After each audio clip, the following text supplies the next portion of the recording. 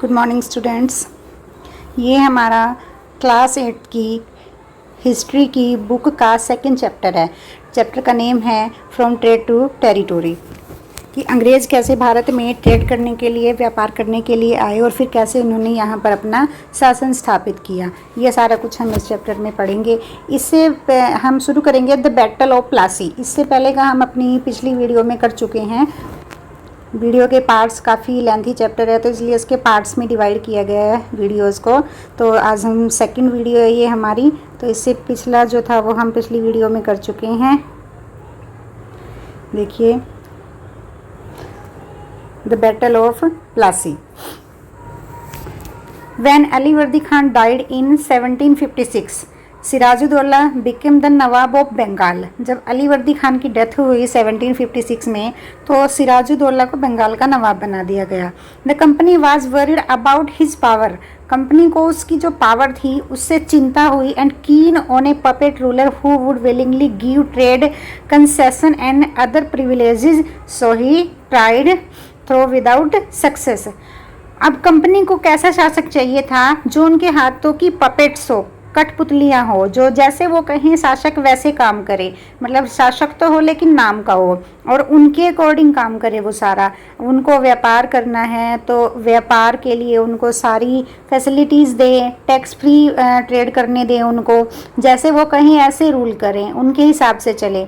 But Siraj-ud-Daulah इस type का नहीं था तो उनको चिंता हुई जब अली वर्दी खान की डेथ हुई और उसके बाद उनको लगा कि सिराजुद्दौला नवाब बन गया तो उनको इस बात को लेकर चिंता हुई। कोशिश तो उन्होंने की लेकिन वो सक्सेस नहीं हो पाए सिराजुद्दौला को अपनी तरफ लेने में। An infuriated Sirajuddaulah asked the company to stop meddling in the political affairs of his dominion। तो सिराजुद्दौला ने उनको कहा कि आप लोग व्यापार करने आए तो व्यापार कीजिए, मेरे जो शासन के काम हैं, पॉलिटिक्स के जो भी काम हैं, मेरे जो ऑफिशियल काम हैं उनमें दखल अंदाजी ना करें, स्टॉप कर दें बाकी चीज़ों में, राज्य के कामों में इंटरफेयर करना। After negotiations failed the nawab marched with 30 soldiers to the English factory at Kasim Bazar. जब अंग्रेज़ों ने अपनी हरकतें नहीं छोड़ी तो सिराजुद्दौला ने क्या किया, 30,000 सिपाहियों को लिया उसने और कासिम बाजार में अंग्रेज़ों की फैक्ट्री थी उस पर जाके हमला कर दिया। Captured the company official, locked the warehouses, disarmed all English man and blockaded English ships. तो उसने क्या किया, हमला किया उन पे और उनकी जो फैक्ट्री थी उसको अपने कब्जे में लिया।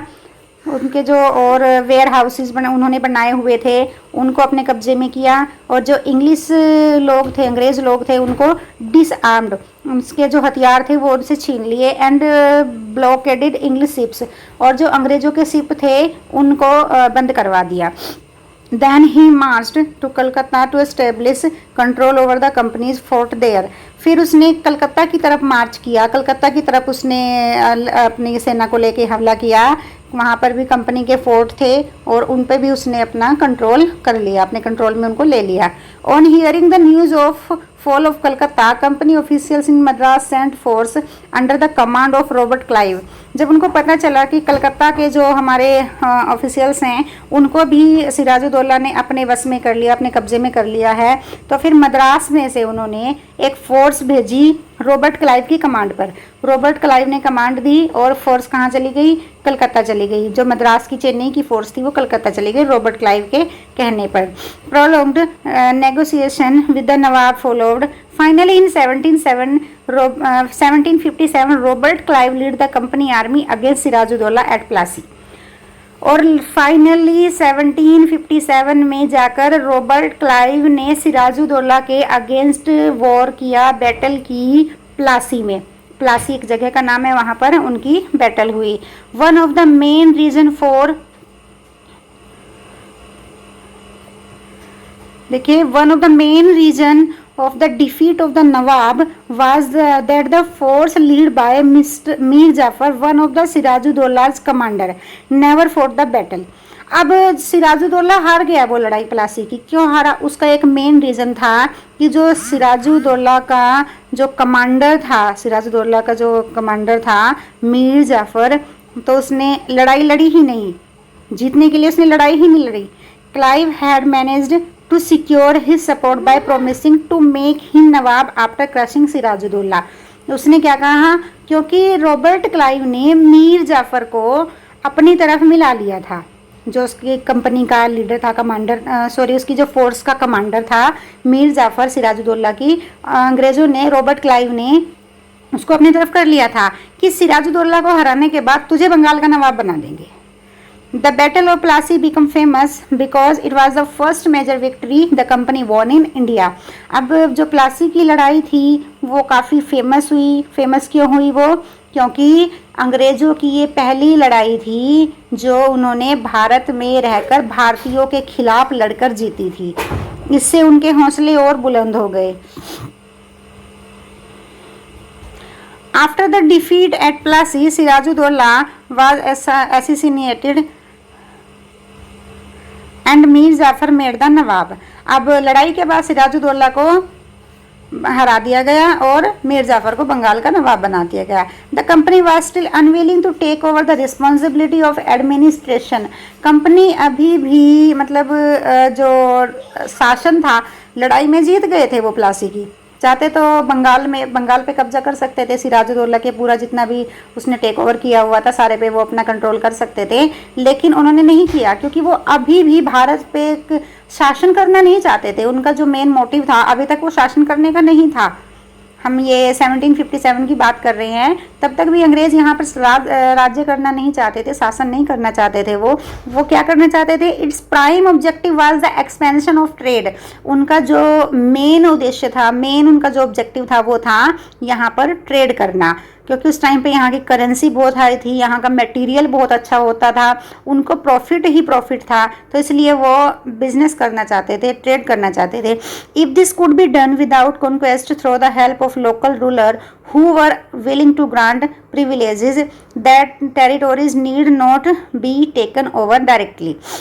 वो कहते थे कि अगर यहाँ के जो शासक हैं हमारे कहने के अकॉर्डिंग चलते हैं, हमारे कहने में रहते हैं, हमें यहाँ पर सारी सुविधाएं देते हैं, हमें टैक्स फ्री यहाँ पर ट्रेड करने देते हैं, हम अपनी मर्जी से हमारे हिसाब से सारे काम चलेंगे, तो हमें शासन के कामों में टांग अड़ाने की ज़रूरत क्या है? हम अपना आराम से ट्रेड करेंगे क्योंकि हमें बिजनेस के लिए तो सारी फैसिलिटीज़ यहाँ पर मिल ही रही हैं। Soon the company discovered that this was rather difficult for even the puppet nawab were not always। क्या कहते हैं, जल्दी कंपनी की एक बात समझ में आ गई, जो ब्रिटिश कंपनी थी उसकी समझ में एक बात आ गई, जो ईस्ट इंडिया कंपनी की हम लोग बात कर रहे हैं, उसकी समझ में जल्दी एक बात आई। क्या बात आई? वो कि जो ये नवाब हैं ये हमेशा हमारे हाथों की कठपुतली बनकर नहीं रहेंगे। जैसे सिराजुद्दौला आया, सिराजुद्दौला ने हमारे अंडर काम करना पसंद नहीं किया, उसने हमारे जो फोर्ट थे उन पे कब्जा किया, हमारे जो वेयर हाउसेज थे उनको अपने अंडर में ले लिया, तो कल कोई और ऐसा ही बंदा खड़ा हो सकता है हमारे खिलाफ। After all, they had to maintain a basic appearance of dignity and sovereignty if they wanted respect from their subject। तो उन्होंने सोचा कि हम लोग एक काम करते हैं, जो इनका शासन है, शासन एडमिनिस्ट्रेशन है राजाओं का, उसमें हम एक दो बंदा अपना सेट करवा देते हैं, फिर हमारे हिसाब से, जो कि हमारी बात उन तक रखे, उनकी बात हमारे तक रखे, और हमारे हिसाब से वो सोचें, हमारे हिसाब से काम करें। What could the company do when Mir Jafar protested? The company deposed him, the installed Mr. Qasim in his place। लेकिन मीर जाफ़र ने भी उनकी बात मानने से मना कर दिया। मीर जाफ़र को उन्होंने ही नवाब बनाया था और मीर जाफ़र ने उनकी बात मानने को मना कर दिया, क्योंकि कुछ बातें ऐसी होती थी उनकी जो एक राजा के लिए एक्सेप्टेबल नहीं होती थी। शासक कोई भी हो उनकी बातों को एक्सेप्ट नहीं कर सकता था। शासक जो भी होता है वो शासन करना चाहता है, किसी दूसरे के अंडर में रह के काम करना नहीं चाहता। दूसरा, ईस्ट इंडिया कंपनी चाहती थी कि उनको टैक्स फ्री ट्रेड करने दिया जाए। अब टैक्स पे नहीं करेंगे तो राजा के पास जो अर्निंग है वो कहाँ से आएगी? राजा के पास जो भी पैसा होता है वो टैक्स से ही आता है।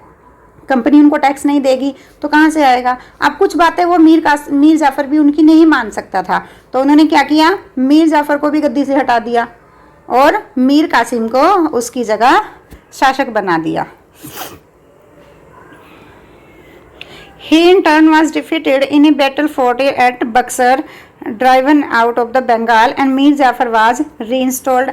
फिर मीर कासिम ने भी उनकी बात नहीं मानी तो उन्होंने बक्सर की लड़ाई में मीर कासिम को भी हरा दिया। 1764 की बात है, 1764 में उन्होंने मीर कासिम को भी हटा दिया और दोबारा से मीर जाफ़र में भी मीर जाफ़र उनकी बात मानने को तैयार हो गया होगा कि जैसे तुम कहोगे मैं वैसे करूँगा। तो उन्होंने मीर कासिम को भी हटा दिया, फिर से मीर जाफ़र को शासक बना दिया, बंगाल का नवाब बना दिया।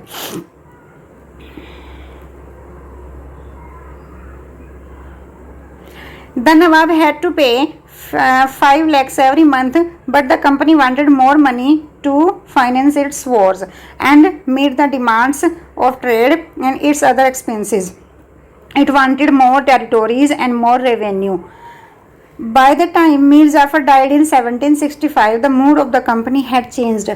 अब मीर जाफ़र को जब उन्होंने दोबारा से गद्दी पर बिठाया तो उन्होंने कंडीशन रखी थी कि वो हमें 5 लाख रुपए एवरी मंथ पर मंथ हमें देगा, वो हमारी फोर्स के लिए, आर्मी के लिए। आर्मी रखते थे वो अपनी, ईस्ट इंडिया कंपनी अपनी आर्मी रखती थी। आर्मी किस लिए रखती थी? जिस भी शासक को आर्मी देती थी उससे बदले में पैसे लेती थी, वो भी एक ट्रेड का ही सिस्टम था उनका। तो आर्मी के लिए 5 लाख रुपए पर मंथ देने होते थे और काफ़ी सारी चीज़ें ऐसी थी जो ट्रेड में, व्यापार में उनको काफ़ी सारी छूट चाहिए थी, जैसे टैक्स नहीं देंगे या जितने भी टेरिटोरी पे उनका शासन है वहाँ पर वो टैक्स फ्री और बिल्कुल मतलब फ्री माइंड होकर वहाँ पर बिजनेस कर सकते हैं। ओवरऑल उनके हिसाब से वहाँ पर ट्रेड चलता था, सारा काम चलता था वहाँ का। तो फिर क्या हुआ, मीर जाफ़र की डेथ हो गई 1765 में। अब कंपनी का मूड जो था वो चेंज हो गया। उन्होंने क्या कहा, having failed to work with puppets nawab, कहते थे कि जो ये कठपुतली राजा मतलब ये राजा जो हमने कठपुतलियाँ बना रखे हैं, हमारे हिसाब से काम तो करते हैं लेकिन सारे काम हमारे हिसाब से नहीं करते हैं। तो क्या किया, Clive declared we must indeed become nawab ourselves. Robert Clive ने डिक्लेयर किया कि अब जिस भी टेरिटोरी पे हमारा राज्य होगा हम उसको अपने अंडर ओवर कंट्रोल करेंगे, तो उस पे हम खुद नवाब बनेंगे, वहाँ के हम खुद ही नवाब बनेंगे, हम किसी को नवाब नहीं बनाएंगे। जो पपेट्स राजा हैं वो चाहे जितने मर्जी हमारे हिसाब से काम कर ले बट ओवरऑल हमारा फ़ायदा उसमें नहीं होता। Finally, in 1765, the Mughal emperor appointed the company as the Diwan of the provinces of Bengal. तो कंपनी ने क्या किया, 1765 में उन्होंने अपने जो बंदे थे उनको बंगाल का नवाब अपॉइंट कर दिया। The diwani allowed the company to use the vast revenue resources of Bengal. This solve major problem that the company had earlier forced from the early 18th century. It trade with India had expanded, but it had to buy most of the goods in India with gold and silver imported from Britain. वो क्या चाहते थे, वो चाहते थे कि यहाँ पर हम जो अपना सामान सेल कर रहे हैं उसके बदले में हम काम, बिजनेस तो उन्होंने अपना एक्सटेंड कर लिया था, काफ़ी एक्सपेंड हो गया था उनका ट्रेड, लेकिन वो चाहते थे कि जो भी गुड्स हम यहाँ पर इंडिया में सेल करते हैं उसके बदले में हम पैसे ना लेके हम सिल्वर और गोल्ड को ब्रिटेन भेजेंगे। This was because at this time Britain had no goods to sell in India, क्योंकि उस टाइम पे वहाँ पर कोई भी सामान ब्रिटेन में नहीं बचा था जो इंडिया में सेल कर सके। तो उन्होंने सोने चांदी का बिजनेस से ट्रेड करना स्टार्ट कर दिया। The overflow of gold from Britain sold after the battle of Plassey and entirely stopped after the assumption of Deewani expenses. These revenue could be used to purchase cotton and silk textile in India. जितना भी वो दीवानी से लेते थे, जितना revenue उनको मिलता था, जितना वो राजाओं से उन्होंने लिया था, जितना बंगाल में शासन करने के बाद उन्होंने कमाया था, उन सब से उन्होंने क्या किया, उन्होंने वहाँ पर उन पैसों से सिल्क टेक्सटाइल, उन्होंने कॉटन और सिल्क टेक्सटाइल उन्होंने खरीदे भारत में, मेंटेन कंपनी ट्रूप्स, और अपनी कंपनी यहाँ पर लगाने उन्होंने सोची। And made the cost of building the company fort and office at Calcutta. उन्होंने यहाँ पर अपनी कंपनी के लिए बिल्डिंग्स बनानी शुरू कर दी, वेयर हाउसेज बनाए और कलकत्ता में अपना ऑफिस उन्होंने सेटल किया। Company officials become nabobs. देखिए नबोब्स यहाँ पे नया वर्ड आया एक, What did it mean to be nabobs? It mean of course that the company acquired more power and authority, but it also meant something else. Each company servant began to have vision of living like nawabs. अब company ने यहाँ पर अपना काफ़ी हद तक अधिकार कर लिया था। कंपनी के जो बहुत सारे ऑफिसर्स थे वो एक नवाब की तरह जीवन जीना चाहते थे। तो उन्होंने क्या किया, after the battle of Plassey the actual nawab of Bengal were forced to give land the vast sum of money as personal gift to company officials. अब बंगाल की जो प्लासी की जो बैटल थी, लड़ाई थी, उसके बाद नवाब मजबूर हो गए उनको ज़मीनें देने के लिए और बहुत सारी जो अमाउंट थी वो उन्होंने दी उनको। Robert Clive himself amassed a fortune in India he had come to Madras. अब रॉबर्ट क्लाइव जो था वो भी इंडिया में एक नवाब बनने का सपना लेकर आया था और उसने he had come to Madras from England in 1743 at the age of 18। जब वो इंग्लैंड से मद्रास आया तो वो सिर्फ 18 साल का था, 1743 में जब वो आया था। In 1767 he left India, his Indian fortune was worth।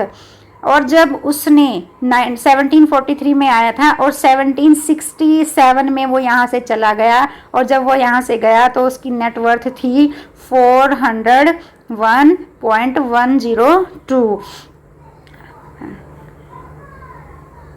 Interestingly, when he was appointed governor of Bengal in 1764, he was asked to remove corruption in company administration। और जब उसको 1764 में बंगाल का नवाब बनाया, गवर्नर बनाया गया, तो उसको कहा कि अब वो करप्शन नहीं करेगा, क्योंकि जब इंसान करप्ट हो जाता तो वो फिर ऐसा नहीं, पहले वो दूसरे नवाबों के साथ करप्शन करता था, फिर जब कंपनी के उसमें आ गया, कंपनी ने खुद के वहाँ पे अपना ऑफिशियल स्टार्ट किया, अपना एडमिनिस्ट्रेशन स्टार्ट किया, अब करप्शन करने की आदत हो गई तो वो कंपनी के साथ भी करप्शन करने लग गया।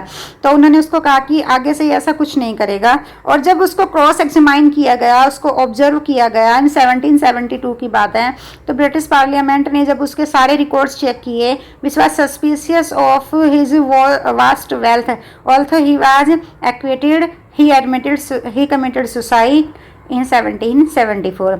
1772 में ब्रिटिश पार्लियामेंट ने उसके खिलाफ कार्रवाई की और साबित हो गया कि वो करप्ट है और उसने काफ़ी कंपनी के साथ धोखा किया हुआ है। तो उसने क्या किया, फिर 1774 में उसने सुसाइड कर लिया, रॉबर्ट क्लाइव में। However, not all company officials succeeded in making money like Clive। अब ये ज़रूरी नहीं है कि सारे के सारे जितने भी कंपनी के ऑफिसर्स थे वो रॉबर्ट क्लाइव की तरह मनी अर्न कर सके, बना सके। जैसे उसने काफ़ी मनी अर्न की, 18 ईयर की एज में आया था और काफ़ी उसने वो सक्सेसफुल हुआ यहाँ पर। Many died on early death in India due to disease and war. It would not be right to regard all of them as corrupt and dishonest.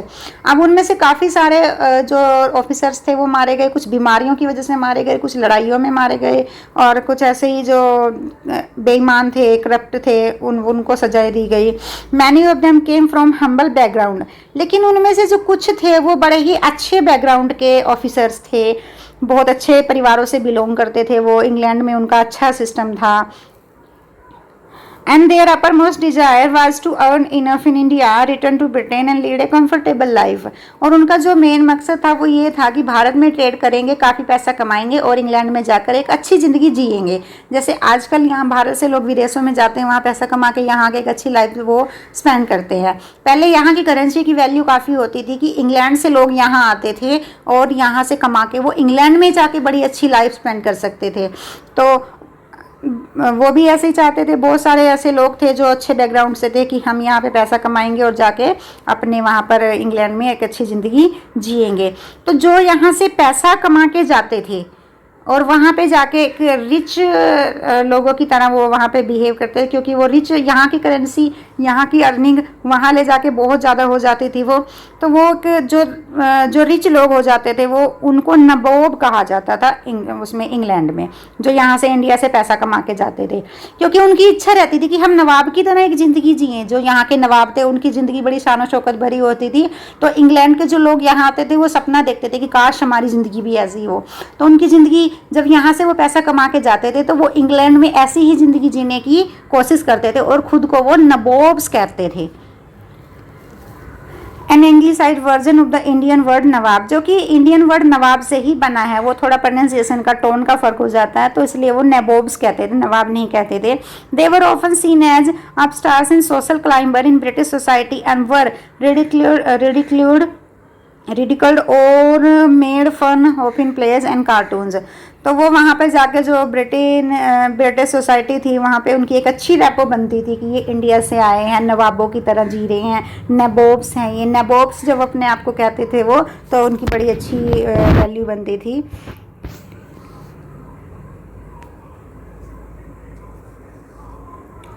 Company rule expends, अब कंपनी ने अपना जो शासन था वो एक्सपेंड किया। If we analyze the process of an annexation of Indian states by the East India Company from 1757 to 1857, certain key aspects emerge. The company rarely launched direct military attack on an unknown territory. Instead, it used a variety of political, economic, and diplomatic methods to extend its influence before annexing an Indian kingdom. तो क्या कहते हैं कि company ने अपनी army तो रखी हुई थी पहले से ही, अब उन्होंने छोटे छोटे जो टेरिटोरीज थी उन पर हमला करना शुरू कर दिया और उनको अपने अंडर में ले लिया और अपने बिजनेस को उन्होंने बढ़ाना, डे बाय डे अपने शासन को बढ़ाना उन्होंने शुरू कर दिया। वो डायरेक्ट कब्जा करने लग गए थे एरियाज पर। After the battle of Buxar the company appointed residents in Indian states. Buxar की लड़ाई के बाद कंपनी ने अपना रेजिडेंट बनाना शुरू कर दिया था इंडिया में कि अब ये एरिया जो हमारे अंडर में आ चुका है हम यहीं पर रहेंगे और यहीं पर अपना रेजिडेंट बनाएंगे। उन्होंने अपने किले बनाए, कंपनी के लिए बिल्डिंग्स बनाई। पहले तो वो ऐसे ही छोटे मोटे उसमें अपने ट्रेड चलाया करते थे जगहों पर, फिर उन्होंने एक परमानेंट सेटलमेंट यहाँ पर शुरू कर दिया कि अब हम लोग यहीं पर रहेंगे। और राजा तो उनके हिसाब से काम करते ही थे जो थे, तो वो ये डिसाइड ब्रिटिश गवर्नमेंट करती थी कि अगला राजा कौन होगा।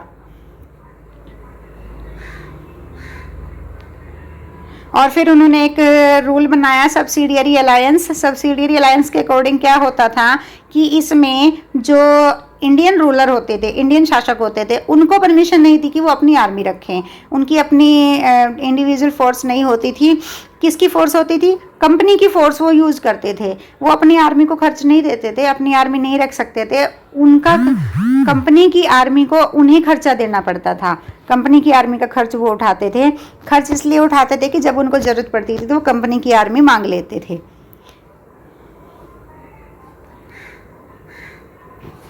और फिर जो मतलब उनकी बात नहीं मानता था, सब्सिडियरी अलायंस के तौर पर जितनी वो डिमांड करते थे उतना नहीं दे पाते थे, तो फिर अंग्रेज क्या, फोर्स तो उनके पास ऑलरेडी थी ही उन पे, और राजाओं को फोर्स नहीं रखने देते थे। तो जब उनके पास फोर्स है नहीं, वो लड़ेंगे क्या? तो जो भी राजा उनकी बात नहीं मानता था उस पर हमला करते थे, लड़ाई करते थे और उसको हरा देते थे और उस पर अपना कब्जा कर लेते थे। उन्होंने अवध और हैदराबाद को भी सब्सिडियरी अलायंस के थ्रू ही अपने कब्जे में किया था।